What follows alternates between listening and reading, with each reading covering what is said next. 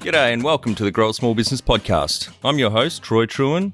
Each week, we speak with an owner who has grown a business with 5 to 30 team members to something bigger. Diving into their numbers and unearthing the pain they've experienced, we explore what they did to overcome each barrier and what they would do differently from day one. Let's get into it. Welcome everyone. Today I'm interviewing Sofia Lane, who is the co-founder and chief creative director at Samudra, based in Perth, Australia. So thanks for your time, Sofia. Pleasure to be here. Thanks for having me. Yeah, just been having a bit of a chat before the podcast because I reached out to you after reading about your business in Smart Company, which is a great online magazine, if you like, and reached out. You were so good to organise this chat today. Looking forward to it. To kick off, just tell our audience a bit about your business and sort of where you've come from. Our business is called Samudra. I do it together with my best friend of 20 years. We're in the business of nutraceuticals and we make postpartum supplements for women. We started the business for Samudra this year in April, so we just newly launched, and we also managed to get our products into Myers shortly after, which was a big win for us. But like we were discussing before, the journey didn't really start there. We actually started with a previous company doing the same business model, which as a small business owner, we learned a lot of lessons from that in the way that when you bring on someone new into the company, you have to do your due diligence. In the way that he defrauded us, that was the start of our, you could say, small business journey together. Yes, not the ideal start, right? But I suppose... No. But, we learned valuable lessons from that, as in you have to take control of your business. You really have to do your due diligence. You really need to understand who you're working with and you got to move on, which is what we did. So instead of wallowing and feeling sorry for ourselves, we really moved quickly and started Samudra within a week of that happening. Yeah, no, good for you, because as you say, it can easily be you can be self-pity and feel the victim, but that doesn't help anyone, does it? No, it doesn't. It's good you moved on, learn from the experience and take the next part of your journey. Yes, absolutely. And you said you secured distribution through Myers, so that's obviously a great kickstart. How did that come about? Was that from relationships and as well as the product? Or that was through network. It just so happened that Myers was launching a nursery division and our products being in postpartum fit into that category. And they loved our branding. They loved what we represented. It just happened to be, as I said, divine timing for us. It just worked out perfectly, and it's added a lot of credibility to the brand as well so early on, which has been great for future distributors coming on board as well. Yeah, that's great. So obviously your product's fairly niche, and I guess around the purpose behind them, I assume. Is that right? Yes, I'll give you a bit of backstory into how Samudra came about. Is that I gave birth to my son in Malaysia, which was 14 years ago. And then I moved back to Australia 10 years ago and gave birth to my daughter shortly after. And I realized that there was no care for women post-birth, whereas in Malaysia, we practice 44 days of confinement, which means a mother stays at home and someone comes in and brews the herbal medicines and does full uterus massage to get it back into place. There's a lot of emphasis on the care of the mother. And when I came to Australia, I found that was not the case. And it's really vital for a mother to replenish herself after birth, because most of us are hugely deficient. The baby sucks all the nutrients out of you, and then you're left with this deficiency afterwards. And a lot of mothers don't even realize that's what's happened to them. They don't understand what's happening with their body. They just know there's a lot of changes and they're not feeling like themselves. That was really the inspiration for how we came up with the products, is how do we get those herbal medicine brews, which comes from our heritage, or my heritage, our Javanese heritage, or we call it jamu as well in Indonesia. And how do we package that up and make it for the modern modern day woman, or the world we live in is so fast paced, especially in the Western world here, where we don't have additional help like we do that's really available in Malaysia. We had to make something that's just easy to consume, that was delicious, and just made a mother's healing journey all that more essential, and also to emphasize on the importance of healing oneself after birth, which is something we do try to educate women on, because women in the Western world, and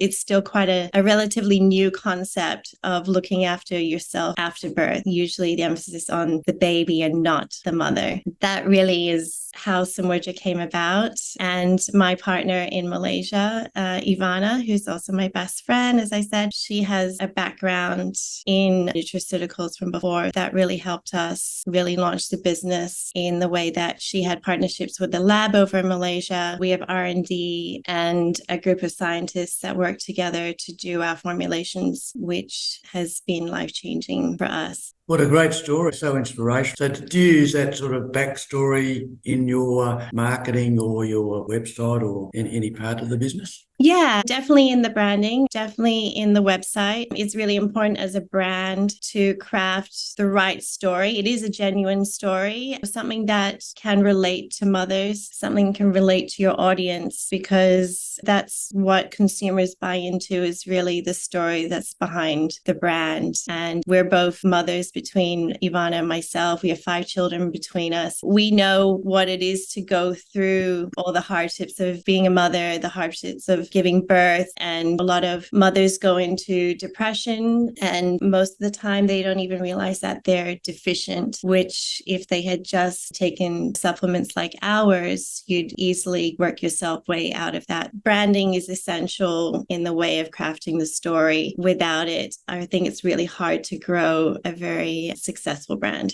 And you've definitely got a very specific purpose, and from your experience, and sounds like you're arguably changing lives in many ways, which is great. To just share some sort of, I guess, some insights for us around the business. So you started at the original one a couple of years ago. So if you're happy to share how old you were when you kicked that off with your partner. I am turning 40 this year, so I was 38. I had just come out of being a stay-at-home mom. It took a lot for me to start a business and to get the confidence to start a business. I knew I wanted to do it with my best friend because she's really good at what she does, and I know I really excel in my area as well. But we needed a formulator to come in, which is where this other person came in, and we looked at him as like a mentor, and in just not questioning enough. And I think that's a valuable lesson and when you're going through the process of it, it's really important to do your research as well. I thought because he was a formulator that he knew everything, that he was the almighty in that area. But when you do your research, you kind of gain the confidence within yourself to understand what more they're talking about, because sometimes it really gets all muddled and it's really easy to be conned, I would say, if you don't have the foundational knowledge of something. That was the valuable lesson that we learned there, is that take the lead, especially in your own company that you start. Even if someone has years of experience before you, it's your baby. You really need to nurture that yourself. And also when you're down, get back up again, because that's what small businesses is about. Absolutely. It's a never-ending uphill battle of trials and tribulations, and really not letting yourself be consumed by the downfalls of what's happening, because you really need to relish in the wins that you have and be really present in the moment of that happening. Yeah, no, spot on. It's a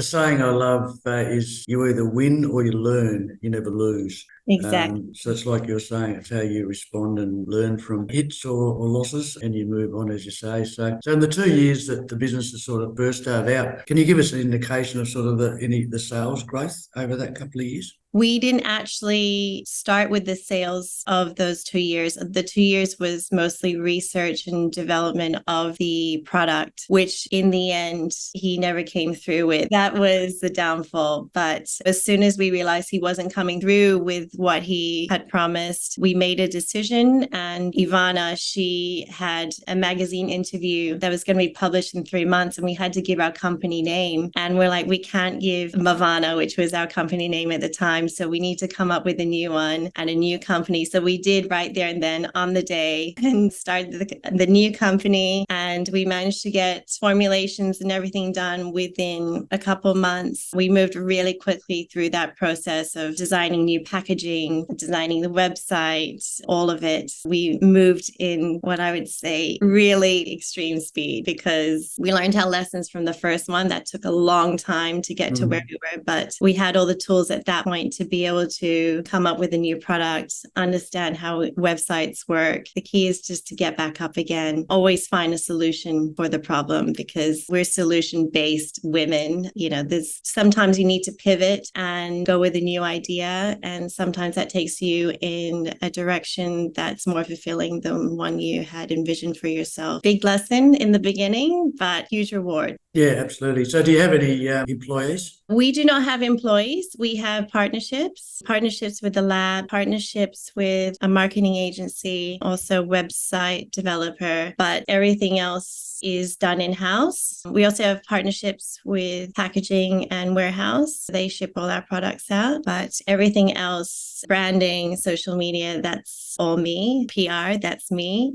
I really think as a small business, you really need to utilize what you can and really bootstrap. And if you can make the most out of nothing, that's a good sign of a good entrepreneur in my books. Yeah, and I guess the business is online, as you said, so that, I guess, lends itself to being able to scale quicker. And I guess your business model is like around partnerships, as you say. What about the manufacturing? What happens there? Manufacturing is done in Malaysia. We have a really good partnership with an OEM lab there, and they do R&D as well. It's been a great relationship with them because especially Ivana has become very close with the scientists that we work with. She also runs the marketing side in the way that she mentors us in how to market the products as well, which has been very beneficial for us. It's really key to have a good relationship with your lab partner and to also have trust in what they do, because I select most of the ingredients and I do a lot of research on that myself and run clinical trials, what works, what doesn't, and they kind of put those formulations together and you really just have to have trust in what they do, and also the trial and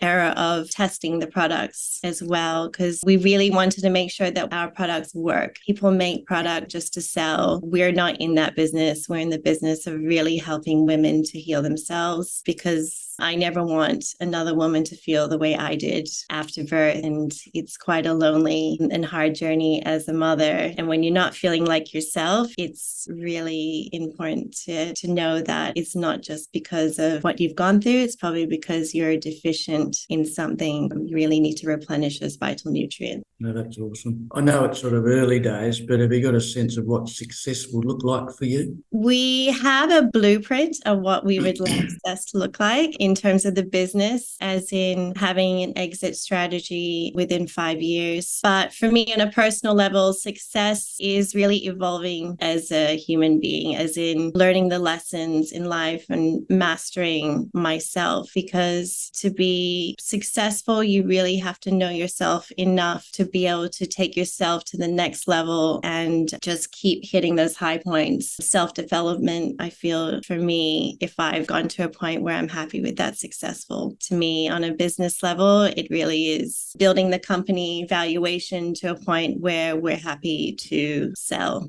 Yeah, that's good. Yeah, there's that saying, start with the end in mind, a lot in that, which sort of taking that approach, which is great. Exactly. Is there anything you can recommend to our listeners as far as marketing a growing business? Marketing wise, we've had a lot of challenges with that. I would say that's been my least favorite department, only because, especially when we ran ads with Meta, Facebook ads, we've had a lot of issues with that, as in we've been classified as adult products. which we are not, but that's just how the algorithm has taken up, because postpartum, the word postpartum is flagged, is kind of in the category of guns and all that kind of stuff, which quite surprising to me because we quite figure out what was the issue. Because the other problem is you're not actually speaking to a person when you need support. You're speaking to an AI that's giving you general answers, and it takes a long time to be able to get to a person. And even when you get to them, it takes them a while to even figure out why that's happening. So there's been a lot of frustration in that department. But if you can run Facebook ads, TikTok ads, work with influencers, we have worked with a range of big influencers and micro influencers. And I really do feel for us, micro influencers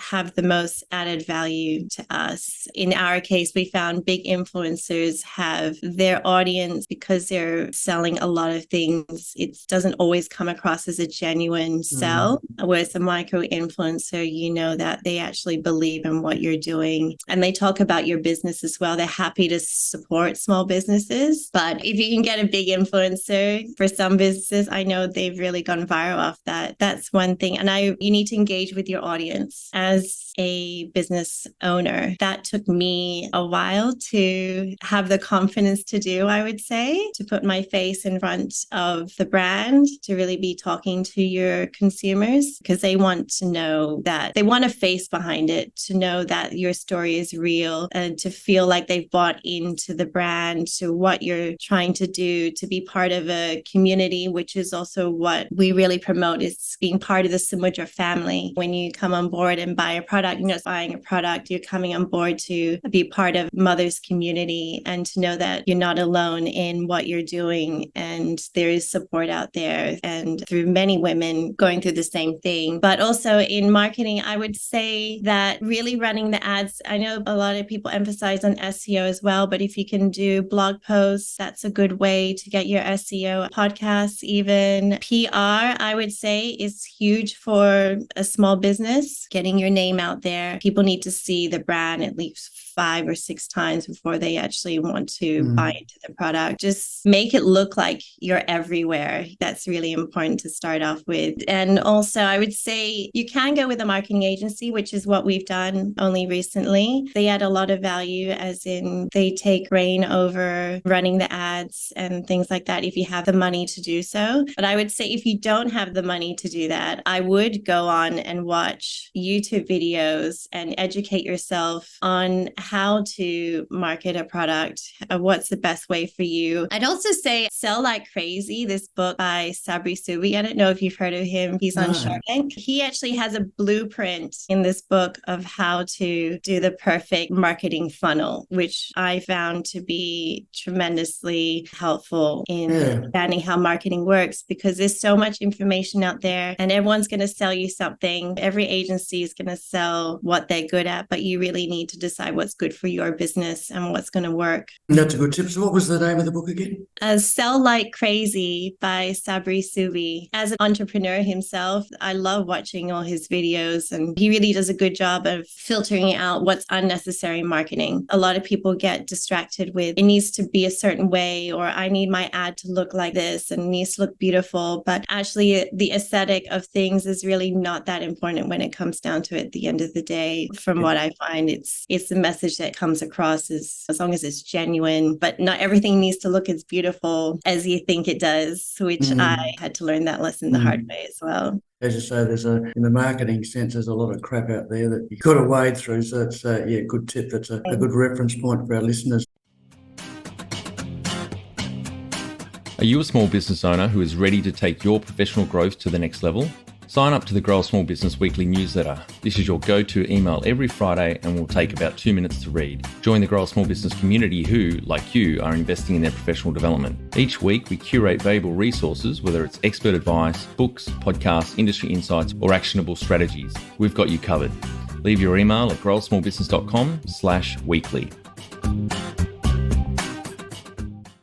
How did you fund your business? We actually had raised capital from investors. For pre-seed funding was $120,000 in exchange for 2.4% equity in the company. I put together a pitch deck and sold our story. Ivana did most of that. I would say that's her bread and butter. But they loved our story. They loved our brand. They love what we represent, and pretty happy investors. Oh, that's awesome. And again, you felt that we're coming back to that story obviously played up in connecting them with your sort of plan and where you wanted to head, no doubt. Yeah, when an investor comes on board, they like to see the vision of where you're going, where you want to take the company, kind of the blueprint as to where you're heading. And we had a clear vision of what we want to achieve within the next 5 years. The investor loved our idea. It was smooth sailing for us, thank God, on the second round. We didn't have to do much convincing, which was great. We were lucky when it came down to that. But because as founders, if you truly believe in what you do, that's 90% of the sell to the investor, from my point of view. They invest in the founders. Yeah, no, good point. Have you had any access to any grants? No, we have not looked into grants as yet. That's something we have thought about, and we've definitely had discussions about. Maybe that's something for next year, but not at this current time. Do you export, or is it basically in Australia at the moment? We export to Asia. We're an e-commerce business and we ship internationally. Because Ivana is based in Malaysia, we also export to Malaysia as well. And we're currently in talks with Singapore, and I'm actually going to Hong Kong next week to participate in the FII Institute, which is bringing Middle East and China together, which is two countries that we really, really want to be in. Yeah, no, awesome. Because there is, and maybe something to explore, so next year, like there's an export market development grant, export finance loans. I'll shoot you some details. Yeah, I love that. After the chat, just so you've got some reference points to start with. So if you were to start up today with plenty of funding, would you go into your industry? Definitely. I'm very passionate about what we do, and I really love what we do. Samudra, the products was always our stepping stone to a bigger picture for us. I love developing products. I love helping women. The bigger picture is to be more on helping humanity, philanthropic side of things, as in how can we give back to people? How can we help the community on a larger scale? And one of the ways of doing that, which we are working on the moment, is creating a platform for postpartum women and facilitators to come on board and work together and partner them up, and able to help women around the world with their recovery, and also create jobs for single moms or moms that need that additional income in the household. That's awesome. Yeah. If you can give back, that's probably the best reward of all. Absolutely. That saying of reciprocity as well. As much as you give, you'll get it back. May take time, but I'm a big believer in that reciprocity. Exactly, yeah. Can you outline the sort of the most stressful point in your business journey to date? Definitely the most stressful was what we just covered in keeping the morale of the company up. As in, between me and Ivana, we're really good at, when I'm down, she's very good at building me up, and vice versa. And there are times when you hit a wall and you feel like, I don't know if I can go on with this anymore, but it's really good to have a partner and a best friend be able to be there and just like, no, we keep going. I wouldn't say that we've have really bad times, but as a small business, it's not all fun and games building it. There's a lot of hardship that goes behind it, and a lot of heartbreak as well. But it's really important to pivot your interest when that happens, when you hit a wall.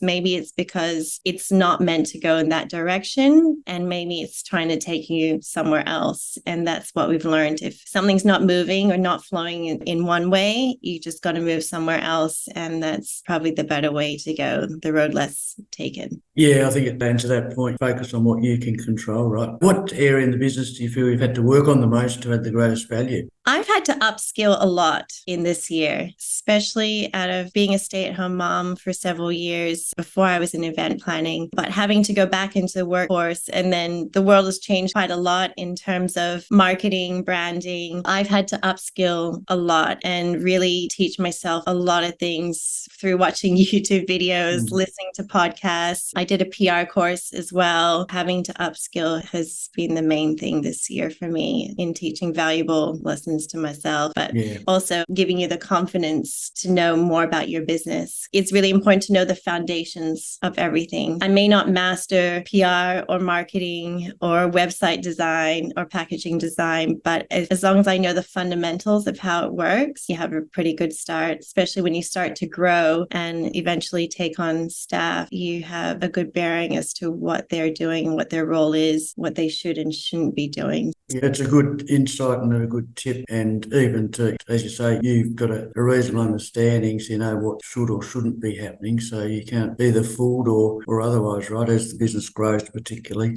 Exactly. That's a really good point. So we actually employed a marketing agency before, and they sold us this perfect package. And upon delivery of what they gave us for what we paid for was really underwhelming, to say the least. And that was a valuable lesson for us because we just thought they specialize in that, so they're going to be good in that area. They're going to deliver what they say, but that's not always the case. It's another lesson. So you actually really have to do your homework on who you work with, and also don't spend money if you don't need to, because I think there's a few times where we spent money where I felt afterwards, in hindsight, I probably could have done that myself. And that's why I have upskilled quite a lot, because I thought there's quite a lot of skills I learn really quickly. It's a lot of things I can take on by myself, and that's actually what I've done for the last 6 months. Yeah, I think it is a balancing act though, and I guess coming back growth, if that's part of the strategy, which it sounds like it is, then it's then delegating and making sure, you're in the right role, as well as,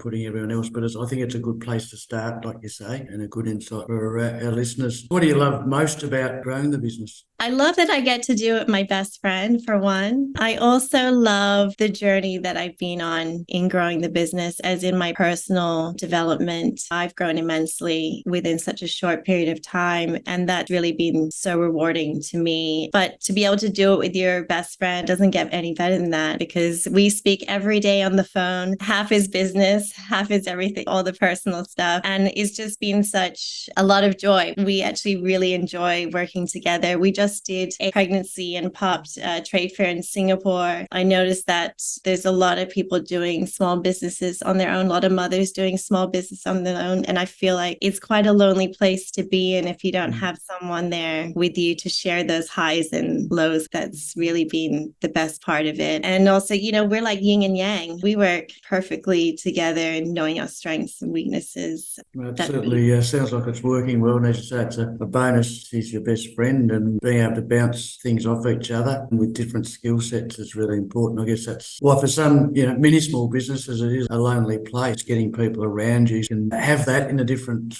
way. Is there anything you've sort of enjoyed the least about managing growth so far? When it comes to partnering with people, it's really important to understand how they operate and how they learn and how they work, because one of the things that I have struggled with is probably be able to articulate exactly my vision to someone else. From one creative to another, it doesn't always translate the way that I think it does. The styles of communication are different. You have to really learn how that person listens and how they take in information, because not everyone listens and hears things the way that you have spoken it. There's different perspectives in the workplace, as in I could see a situation one way and someone could see it a totally different way, but it doesn't mean that either one of us is wrong.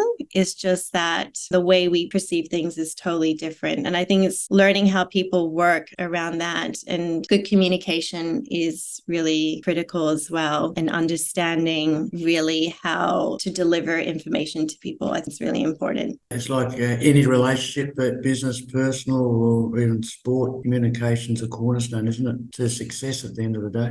Communication's key. Exactly. So what's been the biggest mindset shift for you in your growth journey so far? I am a perfectionist, which is not always a great thing. And having to let go of things has been my biggest mindset mindset shift, as in when I'm so focused on the way something has to be, I've had to learn to let go and to let it develop in a different way than I had envisioned. Letting go the reins of it. I really like everything to be done a certain way. And sometimes that doesn't always happen. But I think having to pivot, like I said before, when problems arise, is to deal with the situation really quickly and to not stress yourself out so much about it. It's easy to get stressed in this environment. You have to do a lot of mindful practices when running a business, I feel, to be balanced, have that way of taking your stress out. Yeah, no, that's a good point. As you say, the ability to delegate and the micromanagement piece is often the biggest challenge for small business growth. You're certainly not in your lonesome there. It's, I think, a matter of finding ways that suits you to do that, and overarching that is your sort of mental health and well-being, obviously, to support it. So what's the number one habit you think a small business owner needs to develop and maintain? Get in the habit of being uncomfortable, being comfortable with being uncomfortable, because that's where you do your most growing personally.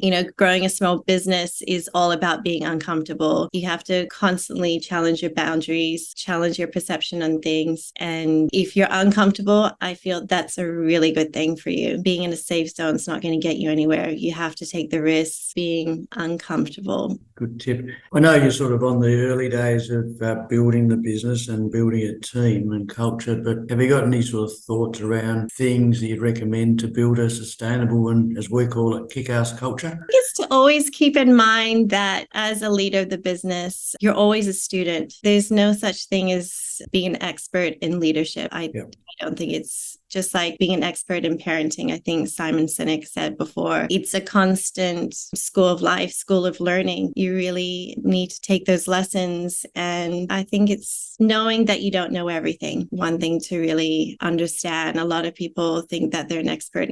But you have to be constantly learning. You have to know that, look at the world as if you know nothing. Then everything is just a joy to learn. So I feel that being a student of life. And what about handling balance? How do you handle that? I am a single mom of two and running a full-time business. Balance is hard. I don't believe in balance at this stage of the business when you're so busy hustling, and balance is not a priority at the moment. It really is about getting the business to where I want it to be. And maybe I'll find more balance later on in life. But I do practice meditation in the morning and before I go to bed as a way of setting my mindset up for the day, which I think is incredibly important for everyone to do. But also making the time for the kids, and quality time with kids is really important to me. I do a lot of the work when they're at school, and then I do school pickup. And then at nighttime, when they've gone to bed, I'm back at work again. And it's not work for me, though, because I really love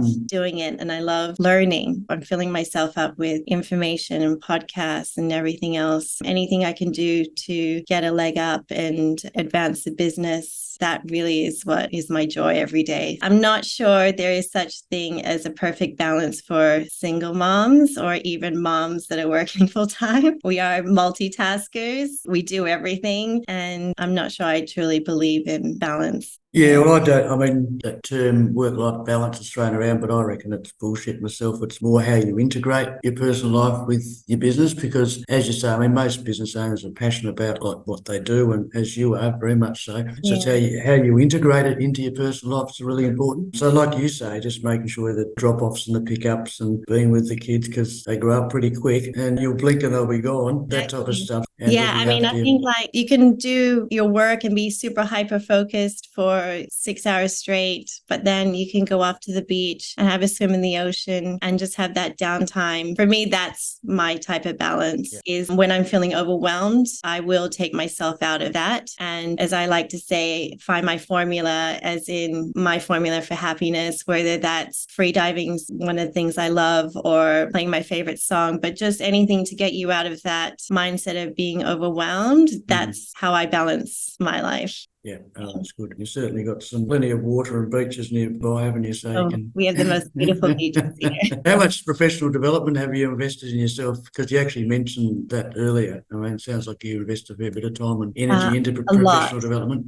Like I said before, it's constantly learning podcasts, reading clinical trials on ingredients or the latest in scientific developments. It's just constant feeding of information, just so you can be ahead of what's going on. And it's also a good way of coming up with new innovative ideas. And you listen to other people, and then sometimes something clicks here. And I spend a fair amount of time researching, and I love doing it. I really love researching everything and anything. If you can invest in yourself, you should. If you can invest the time, do it. Read the books, anything that you're interested in, anything that's going to help the business. If you don't know it, with the world we live in, information is readily available everywhere. You can find anything, almost anything that you're looking for without having to pay a ridiculous amount of money for it. But I have invested in doing a PR course, which is one of the best investments I've ever made. Her name is Odette Barry. She runs PR Hack, and it was a 9-week course, and that was truly valuable for me. And also you get to meet other women in the same situation as you. It's good networking, but you also learn the skills of PR, which if you can do it yourself, I highly recommend it, because sometimes you pay a PR agency $10,000 a month and they can't even deliver what they've promised, or they can't actually promise you, I'm going to get this amount of content out. If you're good at copywriting, you're good at storytelling,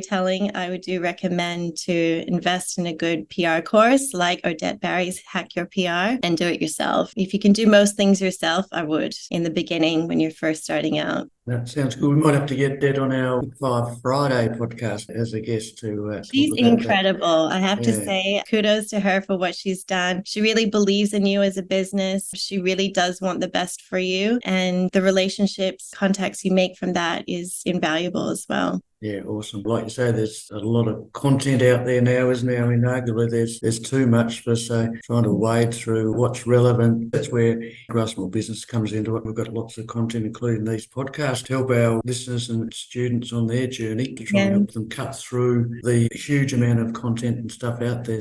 I think that's the other end of it, isn't it? It's that there's so much content out there that it's how do you go through it all and figure out what's actually valuable for your business, because not everything works for everyone. You just trial and error, try different things and see what works. And you got to fail a lot of the time, but that's all part of learning, part of being a small business owner. It is. It's all part of the roller coaster and the journey, right? So, have you had any mentors or coaches along the way so far? I would say Odette Barry has been a great mentor to me. I would also say Ivana, my business partner, she's also been a wonderful mentor in the business side of things. I'm the creative director. I run all the branding, everything to do with the website, the products, product development. That's me. But the business side is mostly her. We strategize business together and how we want to take the direction. But in terms of building the company valuation and things like that's her area of expertise. And I've learned a lot through her. It's been a wonderful journey so far. Yeah, no, awesome. What about board of directors or advisors? It's just us, the 2 directors, but also we have a financial advisor in Singapore. His name is Paul Vallon, and he also advises us on how to build a company valuation, how to position the company as well. Also, he's the one who said that you really need to learn how to bootstrap and make something out of nothing. Yeah, that's good. Final 5 questions, Sophia. What do you think is the hardest thing in growing a small business? Having to push yourself mentally through it all, having to constantly, for me at least, push my boundaries of what I'm capable of. I wouldn't say hard journey, but it's been difficult in that way. But you get so much out of it. It is rewarding in the end, but having to push myself a lot, getting through the business, learning how to find solutions for everything. It's not always an easy job, especially when you're doing it by yourself. That's pretty much the hardest part. Understand, appreciate that. What about your favourite business book? I have so many. Like I said, for now, for marketing wise, since that's where we're at, the Sell Like Crazy by Sabri Subi has been life-changing for us. But podcast wise, instead, I'm a big podcaster. I spend a lot of my time listening to podcasts. I really do love Diary of a CEO. Mark Boris is The Mentor. Jenna Kusher has a good one called the Gold Digger podcast. She's big on email marketing. Another book is Rich Dad, Poor Dad. Oh, yeah, that's a good one. Have you read The E-Myth by Michael Gerber? No, I have not. Yeah, it might be a good one to get. I believe any small business, particularly when they start, should read that. There's some sort of foundational concepts that he talks about. Okay. Might be a good one to get. Yeah, get into that. Yeah. And finally, what's one tool you'd recommend to help grow a small business? I would say if you can get onto AI, ChatGPT, if you haven't taught yourself or you haven't upskilled in that area, I really think you need to get onto it because it's the way the world's going and it's so far advanced that you can run your business through AI now. There's so many tools, so many apps. If you can learn to do that, you do pretty well, especially in e-com business or marketing. ChatGPT has done wonders for us.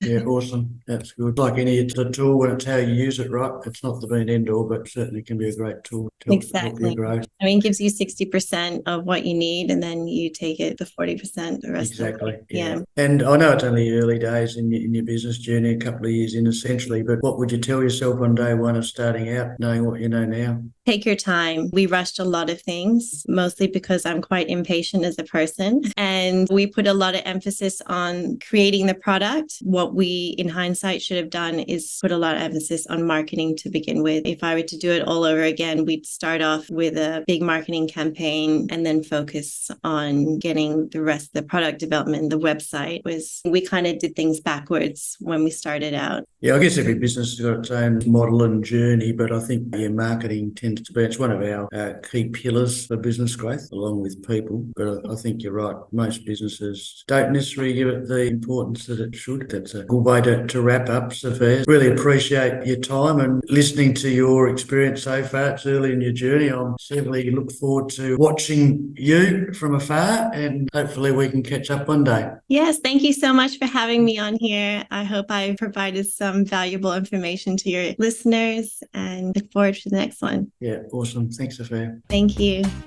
That's it. Thanks for listening. Please leave a review in iTunes or whatever platform you listen to us on. It means more small business owners will find our cast and help people with their business growth journey.